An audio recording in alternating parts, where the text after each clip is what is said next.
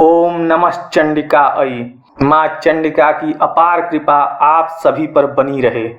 आज हम बात करेंगे दुर्गा सप्तशती में क्या है और दुर्गा सप्तशती पाठ की गुप्त एवं प्रमाणित विधि को उजागर करेंगे। श्री दुर्गा सप्तशती का पाठ करने से पहले इस ग्रंथ के बारे में कुछ बातें जानना बहुत ही महत्वपूर्ण है। यदि इन बातों को जाने बगैर कोई व्यक्ति इस ग्रंथ का पाठ करता है तो लाभ के बदले हानि अवश्य उठा सकता है। दुर्गा सप्तशती ग्रंथ को हाथ में पकड़कर पाठ नहीं करना चाहिए। दुर्गा सप्तशती पाठ आरंभ करने के बाद पाठ को बीच में छोड़कर नहीं उठना चाहिए। अगर किसी कारणवश आप पाठ छोड़कर उठ जाते हैं तो पुनः उस अध्याय को शुरू से करना चाहिए जिस अध्याय को आपने अधूरा छोड़ा है।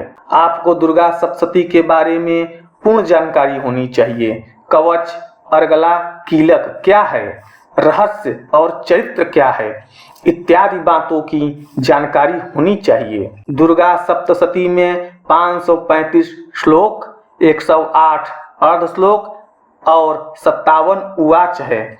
कुल मिलाकर 700 श्लोक हैं। इसलिए इस ग्रंथ का नाम दुर्गा सप्तशती है।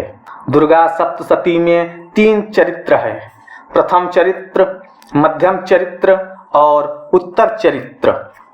अध्याय 1 को प्रथम चरित्र, अध्याय 2 से 4 तक मध्यम चरित्र व अध्याय 5 से 13 तक को उत्तर चरित्र कहते हैं।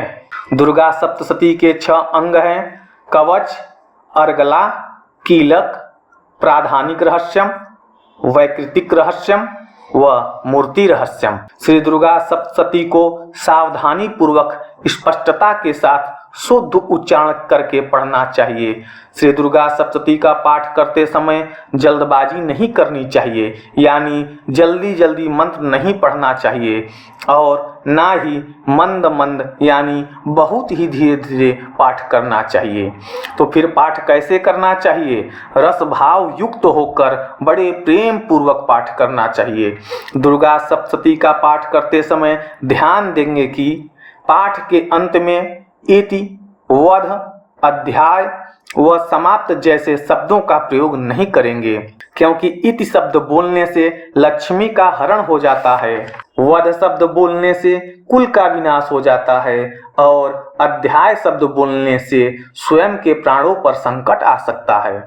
इसलिए पाठ के अंत में मार्कंडेय पुराण शब्द का प्रयोग किया जाता है, जैसे ओम जय जय श्री मार्कंडेय पुराणे सावर्णिके मनवंतरे देवी महात्मय प्रथमः श्री जगदम्बार्पणमस्तु।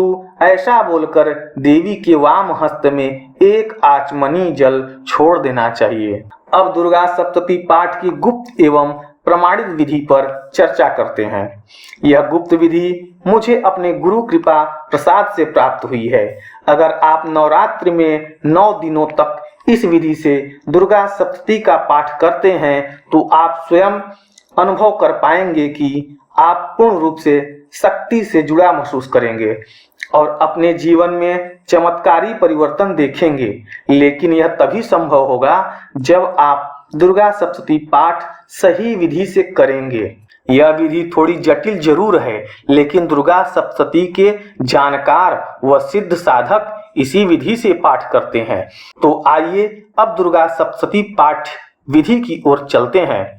सर्वप्रथम दुर्गा सप्तशती पाठ करने के लिए आवश्यक सामग्री: दुर्गा सप्तशती की पुस्तक, गीता प्रेस गोरखपुर, कुश का आसन, रुद्राक्ष की माला, जागृत माला होनी चाहिए। माला जागृत करने की विधि का वीडियो प्लेलिस्ट में जाकर आप देख सकते हैं। आचमनी तांबे की, पुस्तक रखने के लिए लकड़ी का पाट, दुर्गा जी की तस्वीर, माता को भोग लगाने के लिए प्रसाद, गुड़हल का फूल जिसे देवी का फूल भी कहते हैं अनिवार्य है, धूप, दीप, चंदन, गाय का घी, तांबे की छोटी लोटिया। सर्वप्रथम गणेश पूजन, गुरु वंदन करके दुर्गा माता का पूजन कर लें। फिर पुस्तक का पूजन करना चाहिए और योनि मुद्रा बनाते हुए पुस्तक को प्रणाम करें। संकल्प बोलना चाहिए, दुर्गा सप्तशती के प्रत्येक मंत्र भगवान शंकर जी द्वारा शापित व कीलित हैं, इसलिए पाठ से पहले शापोद्धार व उत्कीलन करना चाहिए। फिर कवच, अर्गला, कीलक का पाठ करने के बाद तंत्रोक्त रात्रि सूक्तम का पाठ करेंगे, फिर नवार्ण विधि करेंगे, फिर माला की पूजा करके उसी माला से नवार्ण मंत्र का एक माला जप करेंगे, फिर सप्तशती न्यास करेंगे। अब अध्याय 1 से लेकर अध्याय 13 तक का पाठ करेंगे।